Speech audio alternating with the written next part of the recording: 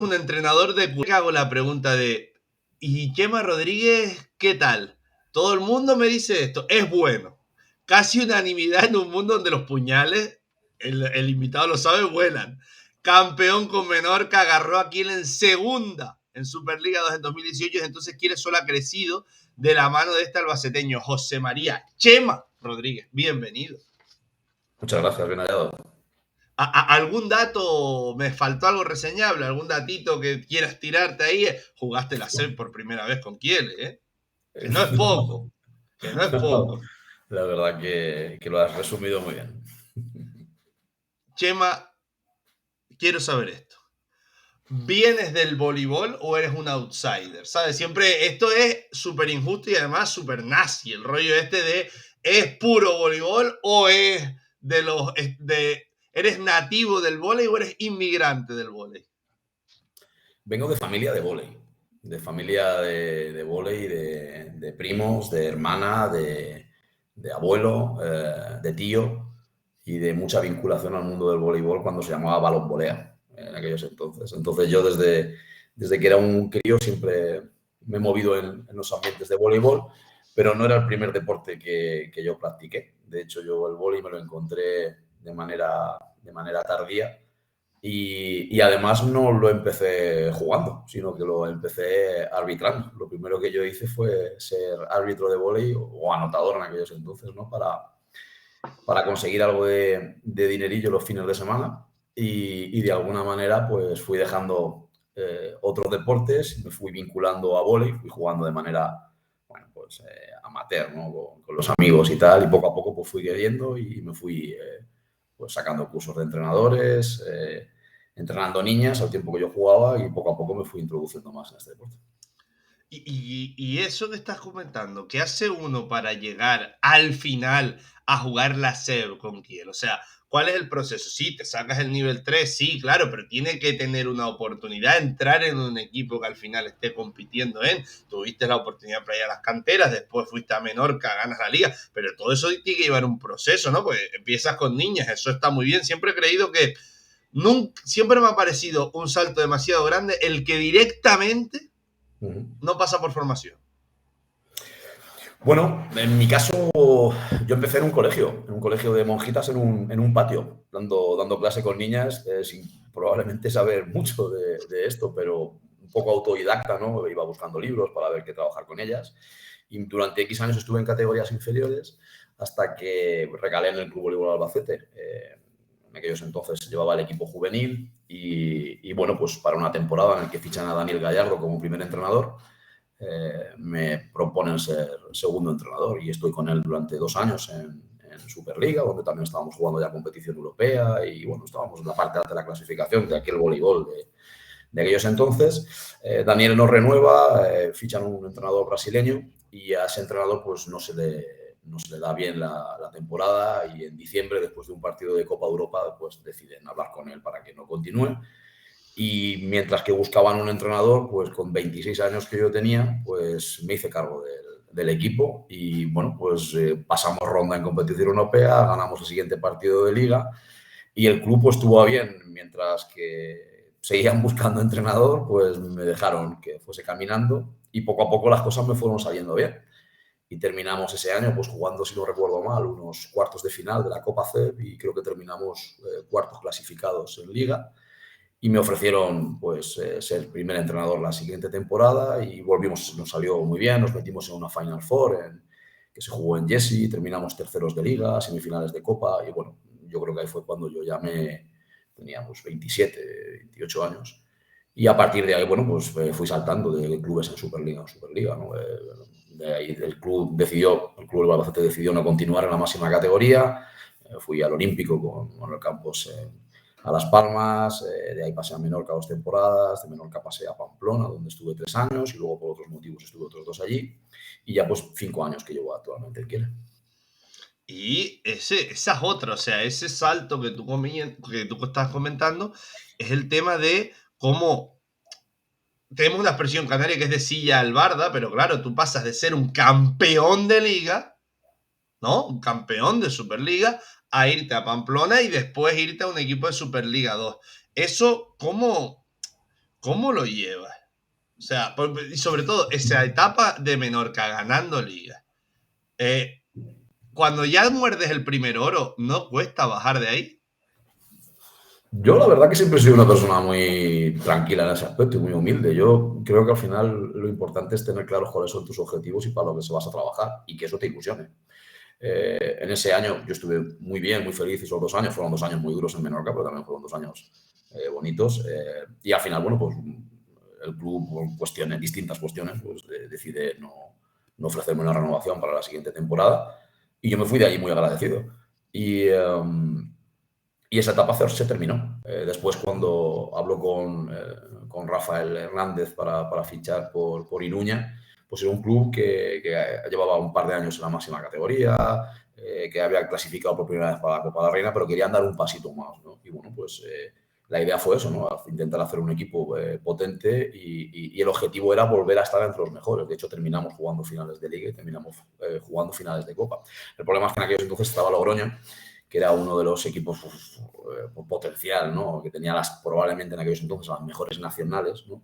Y no se pudo conseguir ningún título porque era un gran equipo, pero eh, fue bonita también fue bonita también la experiencia, ¿no? Entonces, yo creo que al final de todos los sitios donde he estado, cuando estuve en Las Palmas, igual, un equipo que el objetivo era claramente mantenerse y conseguimos meternos en playoff, conseguimos meternos en Copa de la Reina, cuando la edición del playoff y la Copa era 8.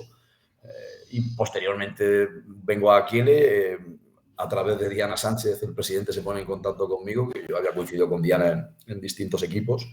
Y bueno, fui un día a Socuellamos y estuve hablando con él y Kiko me dijo, estando en Superliga 2, que estaba todavía por ver si el equipo conseguía pasar a Superliga 2, que la ilusión que tenía era jugar competición europea.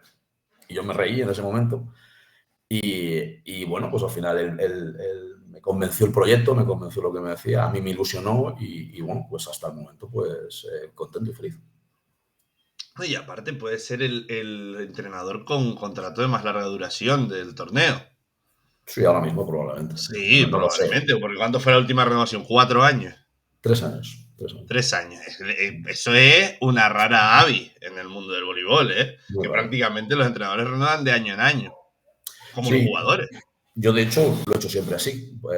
Y estos años que he estado en Kiel siempre lo he hecho así porque yo he querido hacerlo así. De hecho, Kiko en algún momento también me propuso una continuidad. Lo que pasa es que ya entendía que después de los 5 años que llevaba, los 4 en Superliga, el año en Superliga 2, haciéndolo año a año, creo que tocaba reinventarnos de alguna manera, ¿no? Porque habíamos conseguido ya hitos a nivel de club, estar en playoff, estar en Copa de la Reina, conseguir plaza europea.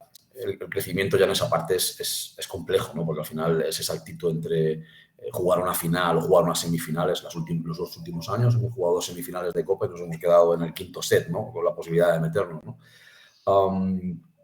Y creo que para los dos entendíamos que había que hacer un proyecto con calma, donde se trabajara, bueno, pues yo ya conociendo bien todo lo que es el engranaje del club, porque ya llevo aquí muchos años y sé cómo funciona, y él también sabía cómo soy yo como entrenador y creo que nos hacía falta ponernos unos objetivos más a medio plazo y trabajar con calma año a año, intentando cimentar pues un proyecto distinto que no fuera solo de año en año, sino intentar hacerlo un poco más largo.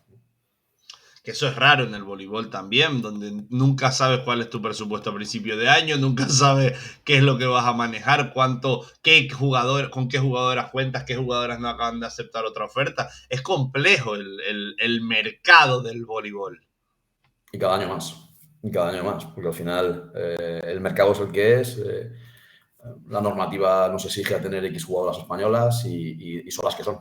No hay mucho más. Pero de alguna manera sí que creo que la estabilidad que puede tener Kiele hoy por hoy, nunca se sabe qué puede pasar el día de mañana. Tal vez no vayamos a crecer mucho en el presupuesto, pero va a ser complejo o el club trabaja para que tampoco se baje del presupuesto. Entonces sabemos en la línea en la que nos podemos mover, más o menos, y en ese sentido es en el que estamos trabajando. Creo que hemos hecho ha sido un año complejo también para volver a renovar la plantilla, para volver a hacer la mejor plantilla que estaba en nuestras manos, y nuestra intención en los siguientes años pues es darle continuidad a este proyecto. Y ahora, hablando a futuro, pero hablando del pasado, todo ese proceso, Superliga 2, todo lo que comentabas, etapa en Irún, etapa en en olímpico, en tal, te das un tiempo, o sea, se disfruta en algún momento. Se disfruta ese proceso o directamente ya es como mirar atrás y decir, vaya. Pero durante ese proceso tú eres consciente de lo que está pasando. No. Yo, de hecho, el otro día me encuentro, yo no soy mucho de redes sociales, por no decir prácticamente nada, pero el otro día me saltó un vídeo jugando competición europea con el Club del Albacete con el Estrella Roja en Belgrado. Y yo alucinado, ¿no? Porque decía, madre mía, este partido no recordaba ni muchas de las jugadoras que tenían aquellos entonces. Y claro, en ese momento en el que tú estás en esa vorágine, ¿no? De competir, de jugar hoy, esta semana, ¿no? Que es semana también de competición europea para algunos equipos que están viajando, no eres consciente de lo que estás haciendo, dónde estás yendo, dónde estás viniendo. Y con el paso del tiempo, cuando miras atrás, creo que sí que eres más consciente de las oportunidades que el deporte te ha dado o el voleibol te ha dado, y en ese sentido yo creo que soy un auténtico afortunado porque he vivido cosas que a otra mucha gente le hubiera gustado el poder vivir y que no tiene esa oportunidad. Entonces, ha sido duro en muchos momentos, muy duro en muchos momentos, pero por otro lado me siento afortunado.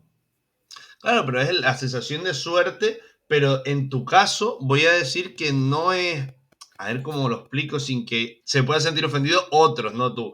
Y es, tú no vienes de tener un nombre. Quiero decir, tú no eres un ex superjugador que de repente pasa a entrenador y obviamente se le van a abrir más puertas. Pero es una persona que, como tú comentabas, fuiste llevando un juvenil, acabaste en Albacete, la casualidad quiso que fuera segundo entrenador y tal, pero tú aprovechaste ese momento. Sí. Aprovechaste la oportunidad, la poquita oportunidad que se te permitió para meter la cabeza. Hombre, sin lugar a dudas que yo he sido afortunado en el sentido de que he estado en el momento adecuado y en el lugar adecuado en determinados momentos de mi vida, pero a posteriori he tenido que refrendar eso con resultados. Esto es un mundo que es así. Si tú no ganas en Albacete, no estás aquí. Imagínate el poco margen que tienes ahí. Sin lugar a dudas. O sea, eso lo tenía claro, pero bueno, salieron las cosas bien. Bueno, en ese sentido, pues probablemente el trabajo ha dado sus frutos, como otras veces que los entrenadores planteamos trabajo, planteamos partidos y que no da resultado, ¿no? Pero bueno, yo en ese sentido me siento afortunado por haber estado en el sitio, pero al mismo tiempo me siento satisfecho de haber podido, bueno, pues saborear y aprovechar las oportunidades que la vida me ha dado. Y en ese sentido estoy contento. Claro. Claro, es que es eso, lo de aprovechar oportunidades. Y una pregunta, ahora ya que estamos aquí en confianza, ¿eres de fichar a las jugadoras que encajan con tu sistema o eres de los entrenadores, yo los llamo así, que les dan huevos y papas y hacen una tortilla o hacen huevos fritos con papas fritas o hacen X? ¿Eres de los que se adaptan a las jugadoras que tienen o que ya intenta buscar jugadoras idóneas para lo que quiere plasmar? Yo creo que cuando tienes una idea de confección de plantilla, vas buscando determinado perfil en distintas jugadoras y en distintas posiciones. Eso es evidente, ¿no? Sobre todo en el voleibol femenino, donde puede haber una serie de condicionantes. No es lo mismo tener una opuesta con unas características, que una central con unas características, que dos cuadros con X características. Y a posteriori, en base a la plantilla que eres capaz de conformar, pues ya yo soy de los que me adapto al perfil de la jugadora. Es decir, yo lo que intento es sacarle el máximo rendimiento a mis jugadoras, independientemente de cómo tengamos que jugar. Y al final, yo cuando tengo que dar un curso de entrenadores siempre digo lo mismo, cuando les hablo de táctica. La táctica es un orden que puede haber dentro de la pista en base a sacar el mayor rendimiento al talento que tienen las jugadoras. Entonces, yo me adapto a cómo juegan mejor para intentar ser lo más competitivo. Claro. Siempre recuerdo yo en eso la frase del Coco Basile, que era la de yo los pongo en la pizarra, pero después se mueven. Sí, claro, es una parte un poco del entrenador. El entrenador puede ser el mejor entrenador de la tierra, que si las jugadoras no responden, estás acabado. Nosotros dependemos de ellas. Por eso, muchas veces, una frase que yo utilizo mucho, su bien será mi bien. Sus resultados serán mis resultados y nunca puedes, o yo por lo menos, nunca voy a querer que una jugadora mía juegue mal. Al contrario, voy a querer siempre que juegue lo mejor posible porque será lo mejor para mí. Yo siempre les uso la frase a veces cuando tengo que hablar con los pequeños, digo, bueno, porque siempre está preocupado todo el mundo en ser campeón o no ser campeón. Digo, yo no les voy a hacer campeón, ustedes me harán campeón a mí si ganan. Pero Está yo no claro. tengo absolutamente nada que ver con eso. Yo voy a intentar Generalmente hacer lo las mejor jugadoras son las que posible. ganan y los entrenadores somos los que perdemos. Eso es lo que Claro, es que es pasar. eso. O sea, la frase de la victoria tiene muchos padres, pero la derrota solo uno. Solo uno, solo uno. Es un poco eso. Y cuando empiezas a formar un equipo, porque me han dicho varias cosas, ¿eh? Porque hay gente que empieza fichando a la opuesta. Hay gente que empieza fichando a la colocadora, después la línea de recepción. ¿Cuál es el orden que eliges tú? Si Para tienes mí que hay dos montar un posiciones equipo. en Tienes todo código el dinero rojo, del mundo, cero, empiezas de cero. ¿Con qué empiezas? colocador y libero. Siempre. Si puedo.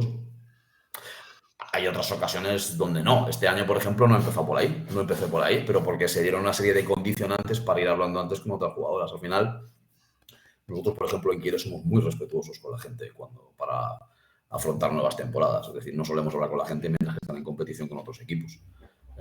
Y bueno, se dieron circunstancias para alguna de las jugadoras que queríamos fichar, pues poder hablar con ellas antes porque habían terminado competición. Pero si yo tuviera que tener, como bien dices, una planificación abierta para fichar jugadoras y tal, probablemente empezaría por colocador y libre. ¿Te pareces en algo al entrenador que gana la Superliga? ¿O es verdad que hay un cambios radicales en los entrenadores? No me parezco en nada al de hace 2 años, o sea, para que te hagas una idea. No, no. Además, es algo que vengo hablando mucho con otros entrenadores o con jugadoras, con mi segundo entrenador, con Pablo. Hablamos mucho, creo que la evolución. El otro día, hablando, me decían, bueno, pero claro, cuando tú estás 2 o 3 años con una jugadora y luego juegas contra ella, si has estado 3 años contigo, seguro que sabe cómo lo vas a plantear. Es que yo hay veces que no sé ni cómo lo voy a plantear yo. Si no sé cómo lo voy a plantear yo, ¿cómo lo va a saber el que está enfrente? Y yo creo que los entrenadores también evolucionamos en cómo planteamos los partidos, cómo hacemos esos planes de juego, cómo nos estructuramos a nivel de los distintos complejos tácticos que puede haber dentro del juego. Y en eso sí que clarísimamente yo me he notado una gran evolución. Si yo veo un plan de juego mío de hace 10 años y un plan de juego mío ahora, tiene muy poco que ver. A mí me pasa un poco que siento un poco de vergüenza ajena del entrenador que era con 20 años. ¿Sabes? Un poquito. Eso, Que me da como un poquito de pudor. pero eso nos pasa a todos. Yo recuerdo a un profesor en un curso de entrenadores que tuve, no voy a decir su nombre, que decía, yo debería de pedir perdón a todas las jugadoras que yo entrenaba hace muchos años, porque todo lo que les debía probablemente esté mal hecho. Hoy en día no creo que sea así, ¿no? Pero en aquel momento tú crees que es lo correcto, ¿no? Las instrucciones que les estás dando, pero con el paso del tiempo, pues a lo mejor la experiencia o tus conocimientos, ¿no? Pues te hace que vayas cambiando, bueno, muchas cosas de lo que hacías antes, ¿no? Está claro. Por desgracia, las primeras personas que entrenamos son nuestro laboratorio, ¿no? Está clarísimo. Es nuestro laboratorio. Está clarísimo, está clarísimo. Raúl Lozano nos comentó exactamente lo mismo y nos dijo, pido disculpas a todas las que yo entrené al principio. Es que es así, es que es así. De hecho, hoy coincidía el otro día con la mamá de un niño donde van mis crías al colegio que la había entrenado yo cuando ella era infantil. Y yo pues tenía pues, igual 4 o 5 años más que ella nada más. Y me odiaba, me decía, madre mía, lo que me decías en aquellos entonces. Ahora probablemente también haya jugadoras que me odien, ¿no? Pero aquella, 25 años después, todavía no la había superado, ¿no? O sea que, bueno. Voy a decir algo, el entrenador que no tiene cadáveres en la puerta no ha entrenado. No ha entrenado. No ha Yo tengo entrenado. muchos. Yo tengo muchos. Es que es muy complicado en una situación de exigir que haya una buena relación llegado a un punto. Es difícil. El que pase por entrenar sabe que eso es Y así. que al final, al final somos personas que tenemos relaciones humanas entre nosotros dentro de un grupo donde estamos mucho tiempo juntos, donde hay mucha intensidad en un periodo corto de tiempo y donde es muy difícil al terminar una temporada después de 8 meses de máxima intensidad de estar todo el tiempo juntos, llevarte bien con todas las personas. Es que eso es prácticamente imposible. A mí me sorprendería mucho el año que yo terminase una temporada llevándome bien con todo el mundo o entendiendo la vida como todo el mundo o viendo el voleibol como lo ve todo el mundo. Eso sí que me parecería raro. Me parecería raro. Paula Tirini tiene una frase que además es demoledora que era, si a los entrenadores nos grabaran 24/7 nos sacan detenidos. Seguramente. Nos sacan detenidos a todos. Seguramente. Una pregunta, ahora que comentaste, ¿qué cambia más la personalidad? ¿Los años de entrenador o los hijos? Yo te explico por qué me digo eso. Yo tenía un entrenador de corte soviético cuando yo era infantil, cadete, juvenil, Y fue tener el primer hijo y automáticamente su visión de todo cambió, hasta para con el trato. No sé si eso en tu caso es real o es tu trabajo y tu función de padre. Ah, algo influye, evidentemente, porque la paciencia que puedo tener hoy en día no es la que tenía hace 8 años que no tenía hijas, pero también es cierto que creo que la sociedad ha evolucionado mucho. Es decir, cuando yo soy segundo entrenador y yo entro por primera vez en Superliga y había un perfil de entrenador muy distinto al perfil de entrenador que hay hoy en día. El perfil de jugadora era muy distinto al perfil de jugadora que hay hoy en día. Y cómo se gestionaban las cosas era muy distinto a cómo se gestionaban. Es decir, tú lo acabas de decir, ¿no? Probablemente hace 20 años, cómo entrenaba cualquier persona, hoy se iría a su casa detenido. Hoy en día no se puede entrenar así. No, Yo no no. estoy diciendo que lo de hoy en día esté bien hecho y que lo de antes esté mal hecho o a la inversa. No tengo ni idea. Estoy diciendo que antes era todo mucho más bueno, pues dictatorial, entre comillas, ¿no? Por parte del entrenador. Y hoy en día el perfil de personas que nos encontramos, que son jugadoras, pues la gestión con ellas tiene que ser totalmente distinto a como era antes, porque también su percepción del voleibol es distinto a como lo veían antes.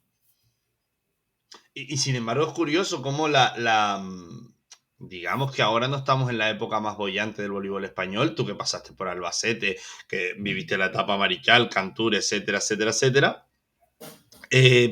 Sabes que en aquella época ese perfil de entrenador existía, pero al mismo tiempo las jugadoras eran todavía más profesionales porque venían élite mundial, ¿no? Sin duda. Es raro, ¿no? El contraste ese, como quizás ahora sería diferente todo. Sin duda. Yo he apreciado supongo que todos los que hemos vivido de alguna manera eso y vemos hoy en día el vóley, creo que es totalmente distinto, ¿no? Todo, ¿no? Cómo se entrena, cómo es la jugadora a nivel de profesional, qué tipo de jugadora es la que llega hoy en día a Superliga, qué tipo de jugadora es la que llegaba antes a Superliga, todo eso ha cambiado. Y todo eso influye en todo lo demás, porque probablemente al ser esa jugadora más profesional o muy profesional, la que nos encontrábamos antes, te permitía tener mayor exigencia para con ellas porque lo entendían así. Y entendían que tenía que ser así y funcionaban las cosas así, con lo que el volumen de entrenamiento era mayor, el volumen de sacrificio era mayor, el volumen de preparación era mayor y el nivel era mayor. Es que ese es el tema. Y ahora vamos a pasar a la etapa presente. Ya hablamos del pasado, de tu idea. Vamos a ir al presente. Bueno, una pregunta que te quiero hacer. ¿Eres muy friki del vóley? ¿Eres de estos entrenadores que ven mucho vóley, que tienen ese germen, que ven mucho vóley aparte del suyo propio? Consumo vóley,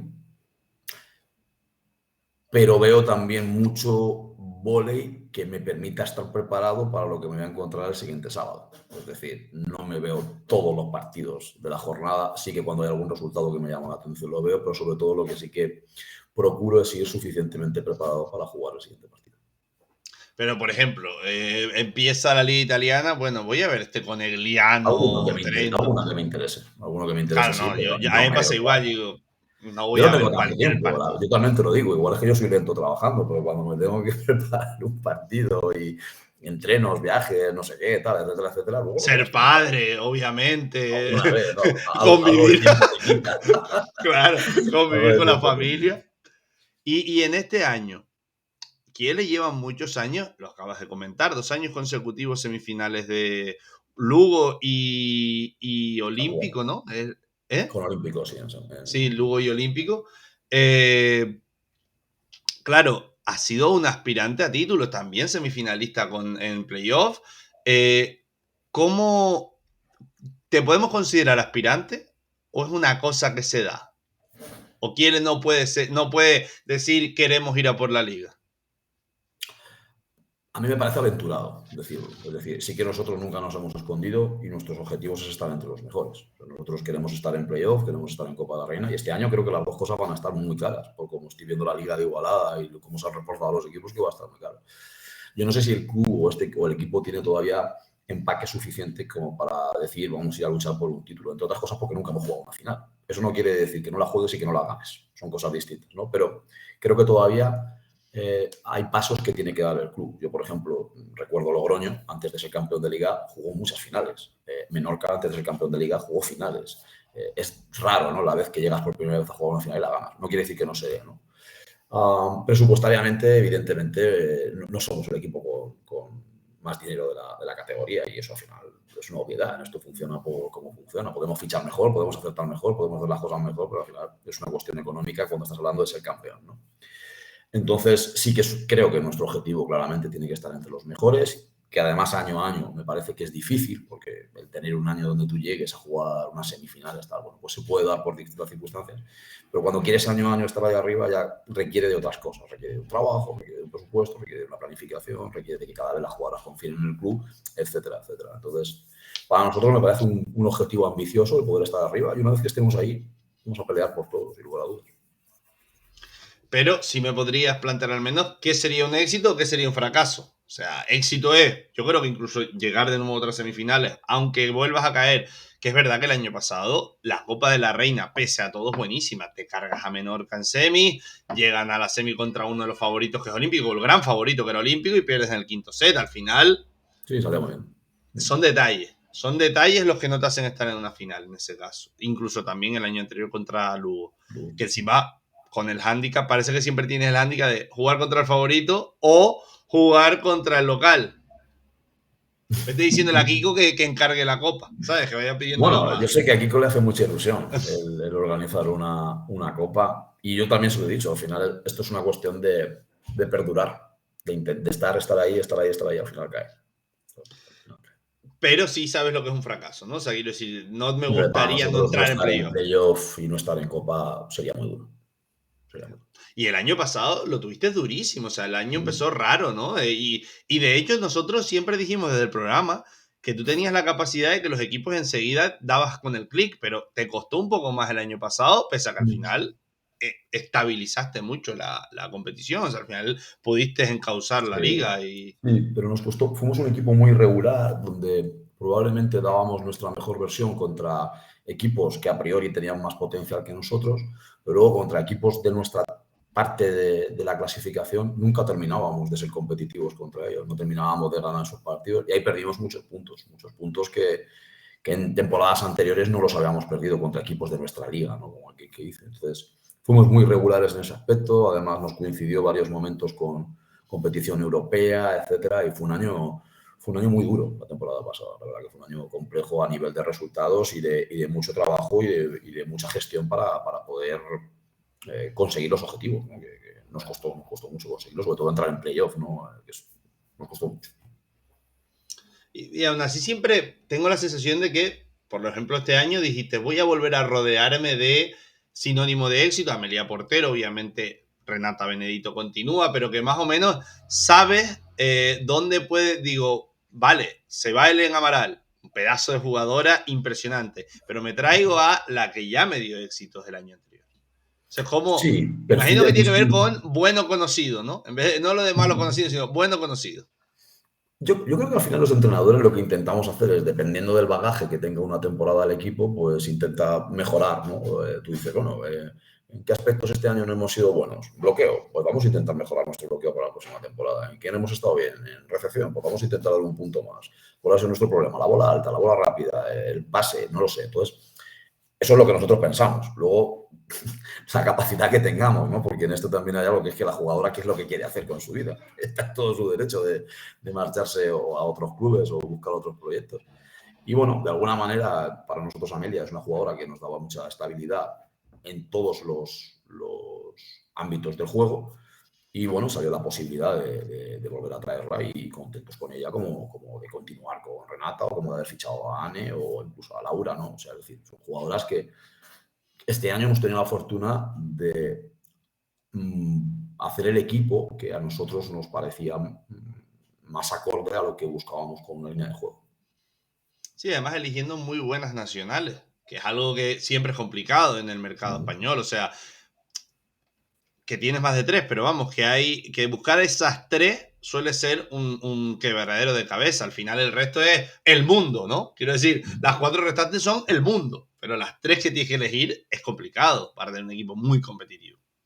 Esa es la clave. Al final, de tener buenas nacionales son lo que generalmente a los equipos les hace estar en la parte alta o no, porque luego, como tú bien dices, extranjeras hay muchas en todos los sitios, ¿no? Y aceptarás más, menos, que otra mejor, peor, que otra mejor temporada o peor. Eso ya pero nacionales son las que son. Y esa es la realidad de nuestro vóley. Entonces, bueno, hay que estar atentos, ¿no? Para poder fichar lo mejor posible dentro de las posibilidades que tiene cada club. Últimas 3 preguntas. Siempre son las mismas, aquí no hay trampa ni cartón. Todo el mundo ha tenido que contestar este pequeño cuestionario y es, si no hubiera sido entrenador de vóley, ¿qué hubiera sido? Wow. Si dices árbitro, se acaba la entrevista. Si te digo astronauta, probablemente también. No, no, no, no, no. No, iba a decir lo Una broma, respeto, pero no para tiene nada que nada. ver. Yo respeto obviamente Nada. a los árbitros, pero siempre creo que son dos mundos paralelos. El arbitraje y el vóley no son lo mismo. O sea, es Probablemente, otro oficio, es otro oficio. probablemente profesor de algo. Al final creo que iría muy en la línea. No sé, creo que probablemente algo vinculado a la enseñanza.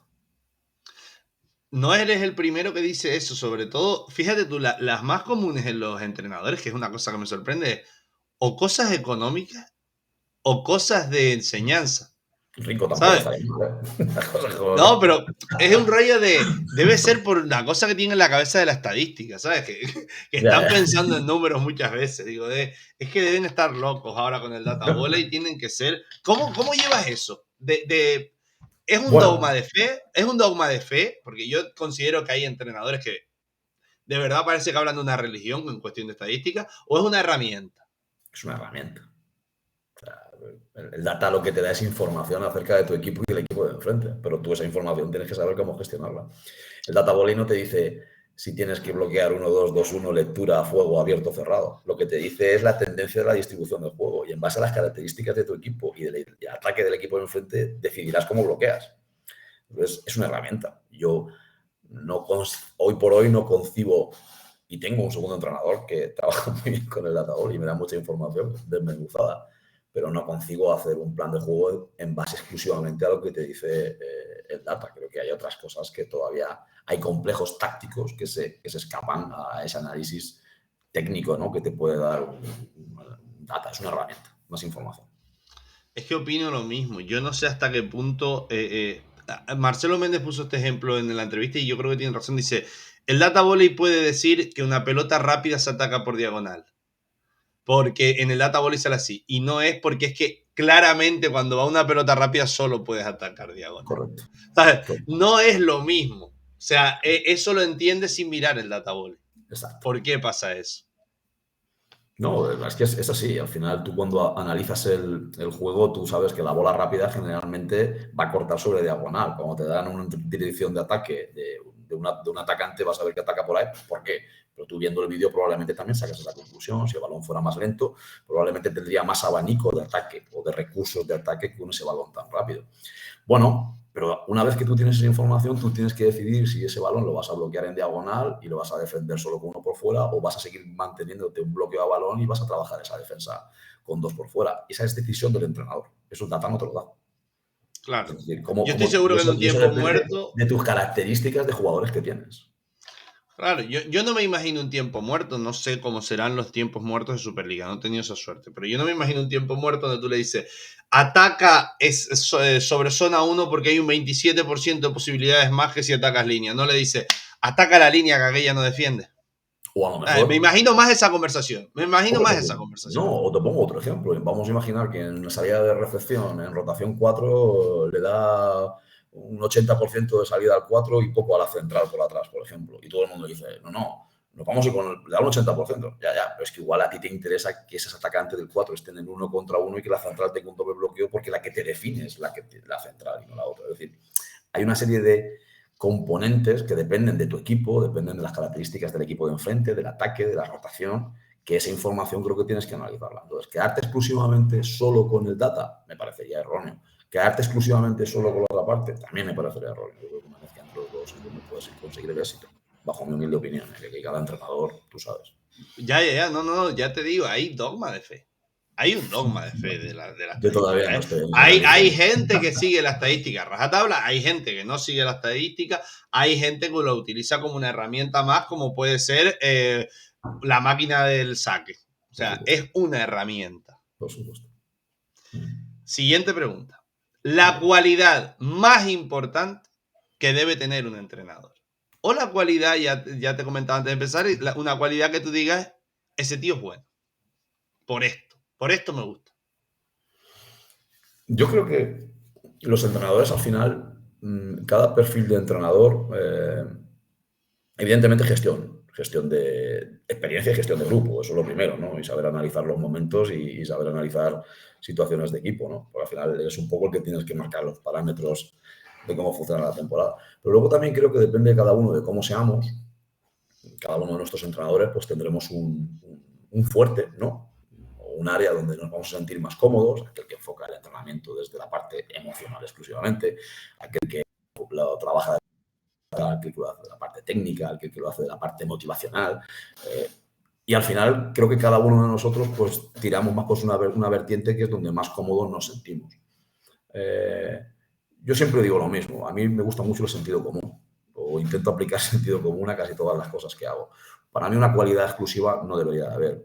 El mejor entrenador será el que aúne todas esas características, ¿no? Pero creo que al final ser fiel a uno mismo y equivocarte y saber que te has equivocado y que eso te haga mejorar como entrenador, como probablemente en cualquier ámbito de la vida, me parecería suficiente. Y creo que al final en esto del deporte, como en cualquier otro ámbito, el ser humilde me parece que es importante para el poder conseguir objetivos. Pero ¿verdad que nos naturalizamos tanto el error? Quiero decir, un entrenador que sale en rueda de prensa a decir me equivoqué es como un signo de debilidad a la plantilla y a la afición, ¿no? ¿no? lo entendemos así como, mira tú diciendo eso. Es verdad que Puede ser, es pero es que como, los no entrenadores nos sé, equivocamos es y los seguro, árbitros, seguro. y Nos los árbitros equivocamos todos los partidos. y los jugadores. Todos los Todo el partidos. mundo se equivoca. Y es parte del juego. Yo creo que la diferencia es cuánto te equivocas. Es decir, ¿cuánto te equivocas? Un atacante falla. ¿Cuánto falla? ¿Qué está haciendo para fallar? ¿No? Un entrenador se equivoca. ¿Cuánto te equivocas? ¿Qué estás haciendo para equivocarte? ¿No? A mí no me parece el reconocer que te has equivocado que sea algo malo. Lo que pasa es que, bueno, hay que saber también un poco en qué volumen de error te estás moviendo, ¿no? Y cómo importante es el error que estás haciendo, ¿no? Pero al final, nos equivocamos todos, es evidente. Última pregunta. En esta te defines a ti mismo, puedes usar un speech, una palabra, lo que quieras. Y es José María Rodríguez. Es Una persona normal. O eso espero, ¿no? Ser una persona normal que se dedica a entrenar un grupo de jugadoras para intentar sacar el mayor rendimiento y que tiene vida fuera también del voleibol y que intenta ser feliz en todos los ámbitos de su vida. Pues hasta aquí la entrevista, Chema. Un placer, no te conocí, de verdad tengo una buena impresión de la entrevista. Igualmente, ha sido un placer charlar contigo.